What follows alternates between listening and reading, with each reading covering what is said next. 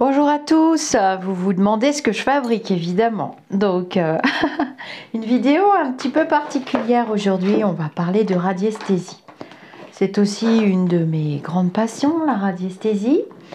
Et j'enseigne voilà, quand on fait des petits ateliers de radiesthésie. Alors vous connaissez la radiesthésie peut-être pour ceux qui me suivent, parce que je vous parle du pendule avec le calcul du taux vibratoire, taux de vitalité et autres sortes de calculs. Puis ceux qui sont sur ma chaîne depuis le début, il y a des vidéos que vous connaissez. Voilà. Et là, ça va être une petite vidéo particulière parce qu'on va apprendre à fabriquer des antennes et à les utiliser également. Donc la radiesthésie, c'est un petit peu quoi? C'est un petit peu loufoque quand même, hein. Donc je regarde si la vidéo enregistre bien. La radiesthésie, donc on dit que, donc là je prends mes petites notes, hein. On dit que c'est un procédé divinatoire de détection reposant sur la croyance selon laquelle les êtres vivants seraient hypothétiquement sensibles à certaines radiations qu'émettraient différents corps, selon l'abbé Bouly, permettant ainsi de localiser des sources, retrouver un objet perdu, un trésor ou une personne disparue, établir un diagnostic médical, déterminer la profondeur d'un puits. Des études rigoureuses ont été menées, notamment la grande expérience de l'Université de Munich, réalisée entre 1986 et 1988, n'ont mis en évidence aucune efficacité de la radiesthésie. Mais bon, le mouvement de la baguette, donc là, avec deux stylos vides, une pince coupante et un cintre, nous allons apprendre à fabriquer une baguette de radiesthésie. Le mouvement de la baguette serait dû à l'effet idéomoteur et la radiesthésie est donc considérée comme étant une pseudo-science. On doit le mot radiesthésie du latin radius, qui veut dire rayon, et du grec esthésis, qui veut dire sensibilité. Voilà, nous avons eu connaissance et exploration de cette radiesthésie grâce à l'abbé Bouly et Bayard. La radiesthésie est, selon la définition de l'abbé Bouly, la croyance en la faculté d'exercer cette sensibilité pour découvrir grâce au pendule ou à la baguette ce qui est caché aux facultés normales mais dont l'existence est réelle ou bien imaginaire. Alexis Timothée Bouly était né le 11 décembre 1865 à Condette. Il a vécu jusqu'au 29 janvier 58, toujours à Condette. Dit l'abbé Bouly. Il était appelé l'abbé Bouly. C'est un prêtre, il était prêtre, et radiesthésiste français, connu pour avoir pratiqué la sourcellerie et l'herboristerie. Pas la sorcellerie, la sourcellerie du mot source. L'abbé Bouly a étudié au petit séminaire de Boulogne-sur-Mer, puis au grand séminaire d'Arras. Voilà, il s'est énormément investi dans la sorcellerie et invente, par suite d'échanges avec l'abbé Louis Bayard, le mot radiesthésie. Alors, pourquoi je vous lis ces petites notes que j'ai prises, que je lis en début d'atelier? C'est parce que, tout comme Allan Kardec, qui a laissé la science spirit, et bien là, nous avons quand même la racine moderne de la radiesthésie, mais la radiesthésie est utilisée depuis la nuit des temps, et notamment on en a eu connaissance pour construire les cathédrales et les églises en géobiologie, mais c'est un autre domaine de la radiesthésie qui est vraiment plus poussé que ce que nous allons faire aujourd'hui avec ce petit atelier que tout le monde pourra faire d'ailleurs. Voilà, donc les accessoires les plus courants du radiesthésiste sont le pendule, qui est une masse pesante quelconque mais symétrique et suspendue à un fil souple. C'est un objet qui est parfois creux, parce qu'à l'intérieur de cet objet, on peut mettre ce qu'on appelle un témoin, c'est-à-dire une mèche de cheveux, un poil de l'animal qu'on cherche. On peut mettre ce qu'on veut. Voilà, on peut même mettre des plantes, des médicaments, tout ce que vous voulez. Donc c'est un pendule qui s'ouvre un peu comme une boule de thé. Vous voyez une boule à thé quand vous mettez votre thé dedans, ben, c'est le même principe. Et puis il y a toutes sortes de pendules. Maintenant, il faut aller vers celui qui vous appelle le plus. Cependant, ça ne reste qu'une masse pesante, mais symétrique. Symétrique et suspendue à un fil. On peut très bien prendre une alliance et un fil aussi. Une alliance, une bague. La baguette, elle est constituée de 2 branches en matière flexible d'environ 30 cm de long, reliées à une extrémité. Elle sert le plus souvent à la recherche de sources, mais on peut tout aussi bien l'utiliser pour servir en matière de radiesthésie médicale. Autrefois, la baguette était taillée dans une branche de noisetier. Et oui, des baguettes en bois, et parce que le noisetier est un bois souple, et la baguette, elle a une forme spéciale, elle forme comme un Y, et la personne qui l'utilise tient les 2 extrémités dans ses poings, et elle le tord. Il y a également l'antenne de Lechter, elle est inspirée de l'invention d'Ernst Lecher, les fils de Lecher. Les témoins servent de support psychique, donc que ce soit l'un ou l'autre, pour pratiquer la radiesthésie, les témoins servent de support psychique, mais ils n'ont rien d'indispensable. Ils peuvent aider à mobiliser les connaissances relatives à l'objet de la recherche. On parle alors du lobe énergétique dans une partie de votre cerveau. Certains radiesthésistes emploient parfois le bovis comme unité de mesure. Alors oui, moi je l'utilise énormément, je vais vous montrer.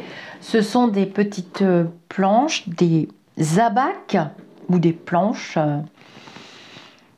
Vous appelez ça comme vous voulez, mais c'est la même chose de toute façon à l'arrivée. Il exprimerait le supposé taux vibratoire ou la supposée énergie cosmotellurique d'un lieu ou d'un corps. Sa définition varie suivant les hauteurs et aucun protocole expérimental ne permet d'en faire une estimation objective et reproductible. Il n'existe ainsi aucun moyen de le mesurer. Bon, je ne suis pas tout à fait d'accord avec le texte, mais bon, un petit peu quand même, parce que ça reste de l'ordre de l'ésotérique. La radiesthésie, Alfred Bovis, il a vécu de 1871 à 1947.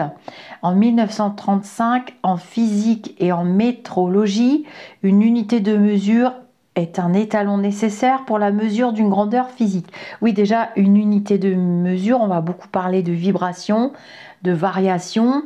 Là, on est quand même, on est à la porte de la physique quantique, hein, parce que j'ai pas trop envie de vous perdre quand même dans la petite vidéo atelier de fabrication. Donc, le taux vibratoire, c'est une mesure qui détermine l'intensité d'une vibration ou d'une fréquence d'énergie.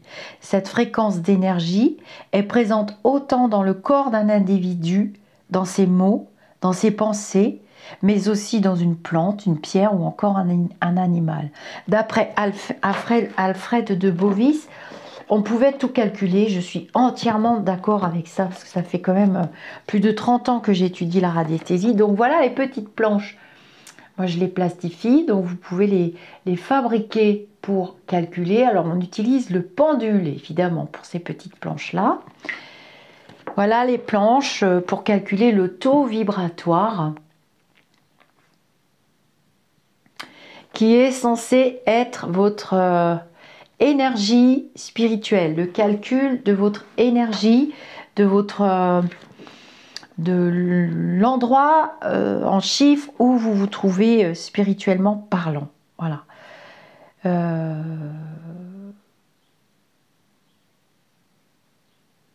Alors, on peut faire remonter le taux vibratoire varie d'un individu à un autre suivant son élévation spirituelle. Il peut s'effondrer d'un jour à l'autre suivant les expériences terrestres, puisque nous sommes englués dans la matérialité, dans des vibrations terrestres, qui sont des vibrations très très lourdes, qui se calculent également. Je ne vais pas rentrer trop profondément dans le sujet, parce que je vais vous perdre. On peut entretenir son taux vibratoire, toujours d'après Alfred de Bovis, et on peut faire jouer aussi la loi d'attraction.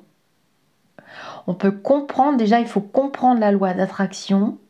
Nos électrons, nos énergies, nos vibrations entrent en résonance avec les vibrations, les énergies, les électrons de notre environnement. C'est sûr que plus l'environnement est joli, joyeux, naturel, le plus possible naturel. Or, nous vivons dans un monde bombardé d'ondes électromagnétiques notamment. Ça perturbe quand même pas mal les vibrations, le taux vibratoire et le taux de vitalité. Le taux de vitalité, c'est le taux, la puissance que vous avez dans votre corps physique. Il y a le taux vibratoire et le taux de vitalité. Voilà. Donc c'est sûr qu'un grand choc psychologique, le taux vibratoire s'effondre, mais on ne régresse jamais. Quand on a atteint un palier, on remonte sur la marche d'escalier sur laquelle on était avec le taux vibratoire. Alors voilà, pour le taux de... Donc le taux vibratoire, bon, et le taux vibratoire de la planète a augmenté aux alentours des années 2012-2014. Bon, on n'a pas des certitudes absolues, c'est quand même de la physique quantique, hein. On ne va pas non plus se chipouiller pour des chiffres. Et voilà, donc on a changé les échelles de Bovis. À l'époque de Monsieur de Bovis, pour vous montrer, un taux vibratoire normal d'un être humain lambda était de 9000-9500 unités de Bovis, là où se trouve mon pouce. Or, on a changé les ABAC, on a mis l'équilibre biotique à 12 500. Ensuite, il y a beaucoup d'ouverture à la spiritualité actuellement, c'est normal puisque nous entrons dans l'ère du Verseau. Nous retrouvons donc nos capacités énergétiques et donc nos connexions naturelles. C'est naturel. Nous sommes des êtres spirituels venus vivre ici des expériences. Nous sommes des spationautes, des cosmonautes, des expérimentateurs, des aliens. En quelque sorte, nous sommes des esprits. Nous avons choisi de venir ici et pour pouvoir vivre dans ce monde, on nous fournit un véhicule tout à fait adapté, en l'occurrence notre corps humain. Vous êtes monté dans ce véhicule et vous devrez faire avec... voilà. Donc là, vous voyez que jusqu'à 20 000 à peu près, on est à peu près dans la normalité, hein, dans un équilibre biotique. Mais bon, c'est déjà l'indicateur d'une personne qui s'élève vibratoirement parlant. Puis après, de 20 000 à environ 40 000, on est dans les personnes qui ont des capacités énergétiques assez puissantes, hein, suivant leur cheminement d'incarnation. Et puis pour les personnes qui sont au-dessus de 40 à 50 000, on est carrément dans les capacités spirituelles retrouvées. Retrouvées, acquises, retrouvées et qu'on peut exploiter. Parce que c'est sûr que j'ai rencontré des personnes qui étaient ici, mais elles n'ont pas la même capacité à exploiter leurs facultés spirituelles qu'une personne qui sera déjà ici. Vous voyez les chiffres. C'est juste une question de calcul, hein. L'ego n'a pas sa place, hein, dans cette discussion. Pas du tout. Voilà, votre taux de vitalité, ne jamais le confondre avec le taux vibratoire. Il est mesuré sur une échelle de 0 à 100 et il va déterminer la qualité, le potentiel de vie de tout être vivant. Les animaux aussi ont un taux vibratoire et un taux de vitalité. Les fleurs, les aliments, tout. Voilà, vous voyez, on dit qu'un bovin a un taux aux alentours de 4000 unités de bovis, un oiseau 27 000 unités de bovis.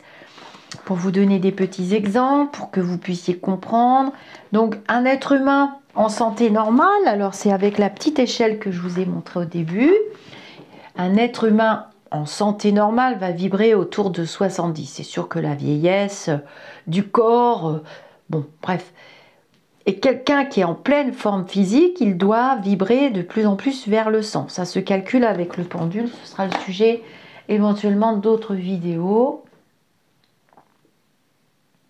Donc, rien n'échappe aux vibrations.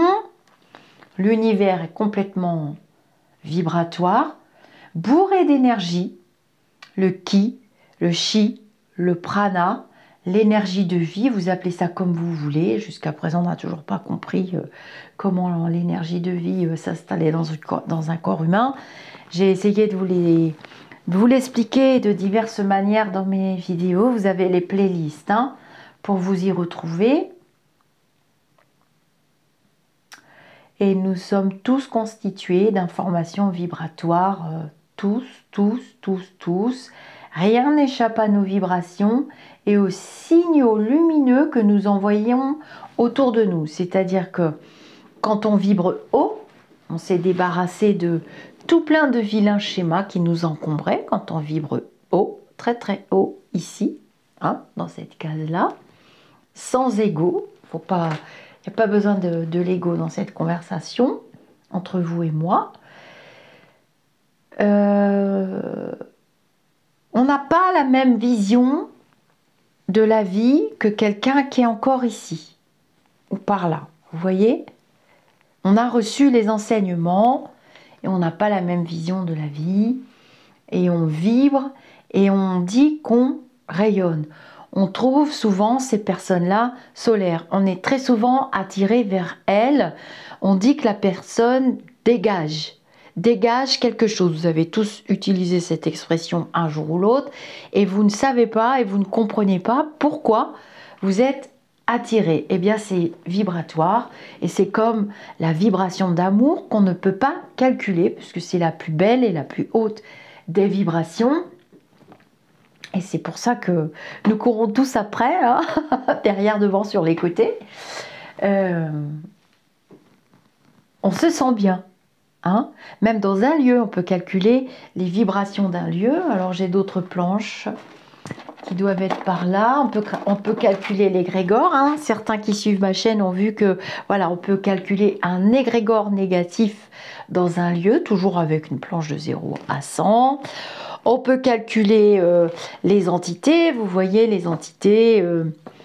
La qualité d'une entité, du bas astral ou du présence d'esprit supérieur ou autre, on peut tout calculer. On peut calculer les émotions, on peut calculer les blessures pour une personne, voilà, on peut calculer les plans. Plan spirituel, c'est toujours très élevé. Voilà, on peut calculer les lieux, on peut calculer tout ce qu'on veut, on peut s'inventer nos réglettes aussi, il n'y a pas de souci. Et tout ça, c'est des calculs vibratoires, en accord et en harmonie, toujours avec l'univers. Bien entendu, quand on utilise ces outils-là, vous allez voir que on demande quand même des codes. Alors, nous allons fabriquer nos petites antennes.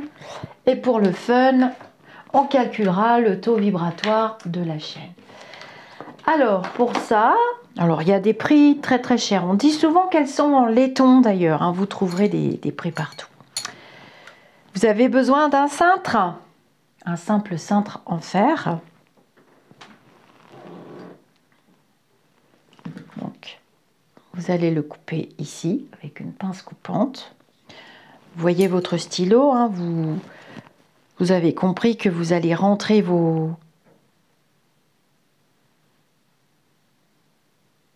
petites antennes là-dedans. Donc,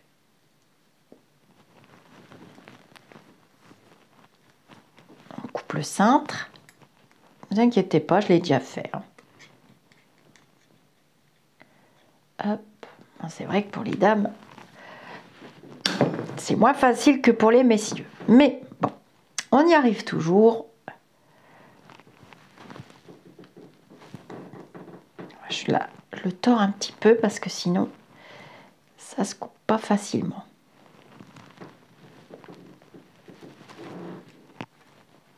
Voilà. Il a eu chaud. Ah, il y a une masse d'énergie là, c'est brûlant, c'est dingue. Il y a quelqu'un qui m'a aidé hein, parce que ouais, j'avais du mal. Bon, c'est à peu près à l'équerre. Et puis vous allez couper en deux. Merci les lumineux. Ah ouais, il s'est coupé. Merci mes lulus. On peut demander tout ce qu'on veut à nos guides, il n'y a pas de souci. Donc, on va ouvrir chaque pan du cintre. Vous pourrez le redresser après, hein. Vous pourrez retirer les parties qui sont là. Donc ça va un tout petit peu fausser, mais c'est pas grave. C'est pas ce qui est important dans la vidéo. Ensuite, vous mettez dans votre stylo, hop, et vous avez une antenne. Moi, je l'ai fait un petit peu plus courte parce que oui, je vais peut-être la mettre dans ce sens-là plutôt. Hop. Alors, je vais m'installer devant vous. Donc voilà, on a nos doucement neutre, neutre, neutre, neutre, neutre, neutre. Ah, elle veut pas. Neutre, neutre, s'il te plaît. Neutre, neutre. Merci, merci, merci. Donc, vous allez vous installer tranquillement. Je m'installe aussi avec vous. Et on va commencer donc les petits exercices parce que comment ça marche? Il nous faut nos codes quand même, hein? Donc vous allez prendre dans vos deux mains vos nouveaux outils tout neufs et vous allez voir que vous pouvez même chercher de l'eau. Alors déjà vous allez leur demander le neutre. Neutre, neutre, neutre, mets-toi en position neutre. Neutre, s'il te plaît. Neutre, neutre, neutre.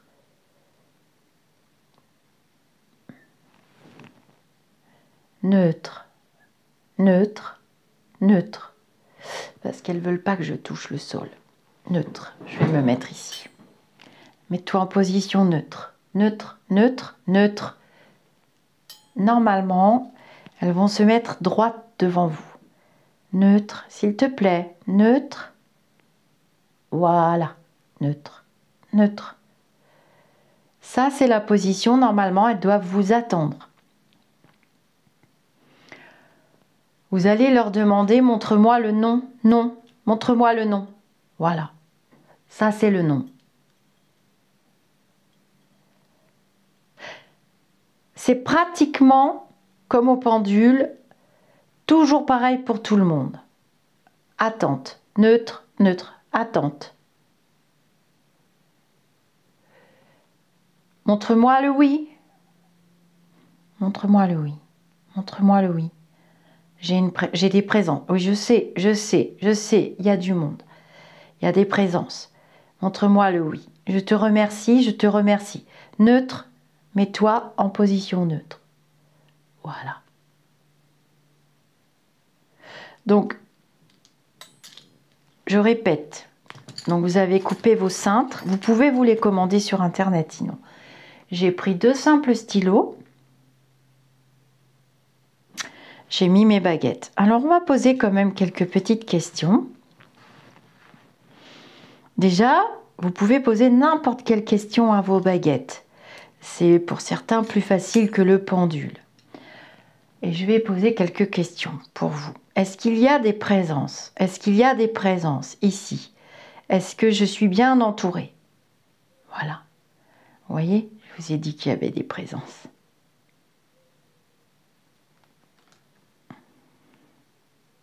Oui, alors là, les baguettes indiquent. Là, elle voudrait que je me déplace, vous voyez. Elle voudrait commencer à travailler. Vous pouvez les suivre, vos baguettes, et chercher un objet. Quand vous cherchez un objet, regardez, vous voyez, je me déplace. Si je leur demande, faut leur demander toujours quelque chose de clair et de concret. Neutre, neutre, neutre, neutre, neutre, neutre, neutre, merci, merci, neutre, neutre, neutre, neutre. J'ai tellement d'énergie, c'est tout le temps comme comme ça.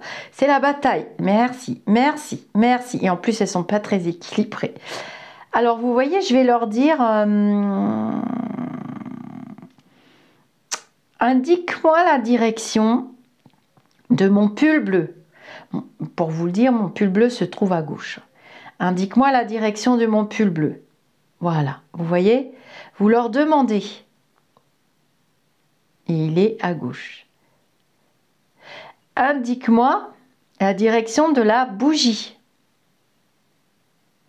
La bougie. Voilà, vous voyez la bougie, elle est là.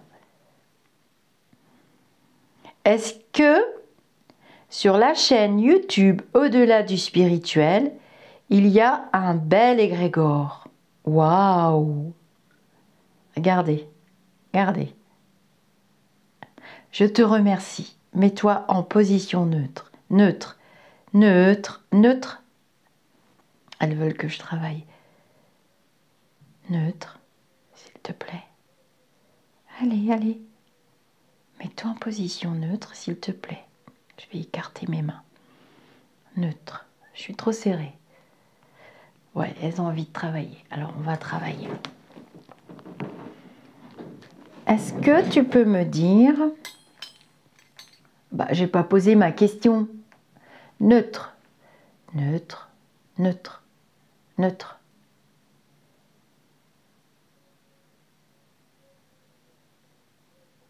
Est-ce que nous allons avoir un printemps et un été sec en France? Je m'inquiète. Est-ce que tu peux me dire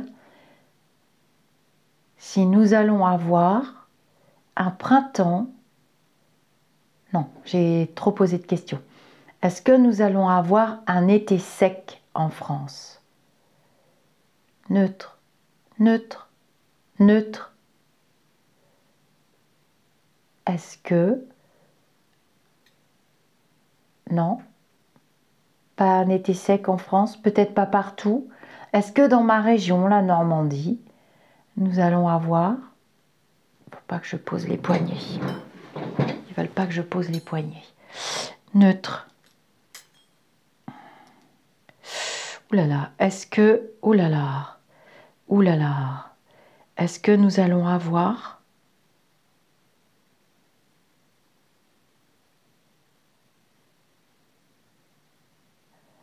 un été sec en Normandie? Non? D'accord.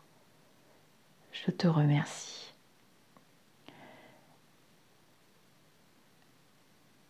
Est-ce que...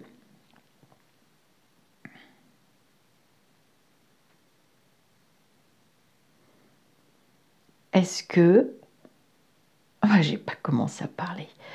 Est-ce que nous allons avoir suffisamment d'eau? Oh, ouais, c'est pas terrible, hein? Parce qu'il fait sec actuellement. Il faut que j'écarte mes mains. Est-ce que...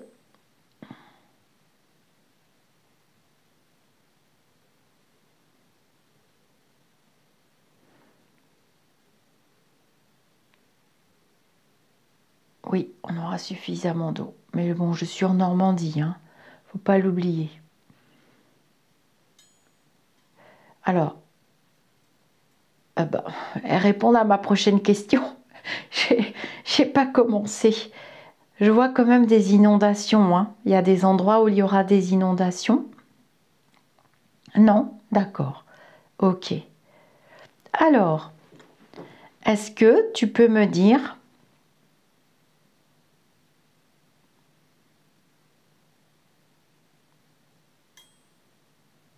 Non, elle ne travaille plus là. Vous voyez, on ressent que... moi, je suis fatiguée, hein. Je suis à la fin de la journée. Et là, elles ne veulent plus travailler. Donc, moi, dans ces cas-là, je prends mon pendule et je vérifie. Je vais calculer l'égrégore, parce que j'ai dit que je le ferai devant vous. Voilà, c'était une petite vidéo pour vous montrer comment fabriquer. Est-ce que tu peux m'indiquer l'égrégore qu'il y a sur la chaîne YouTube? À quel pourcentage nous sommes? Parce que vous êtes nombreux à arriver, les nouveaux abonnés. Et c'est vrai que Vous n'êtes pas habitué à mon fonctionnement, ni au fonctionnement de mes adhérents, de la communauté. Ah bah quand même.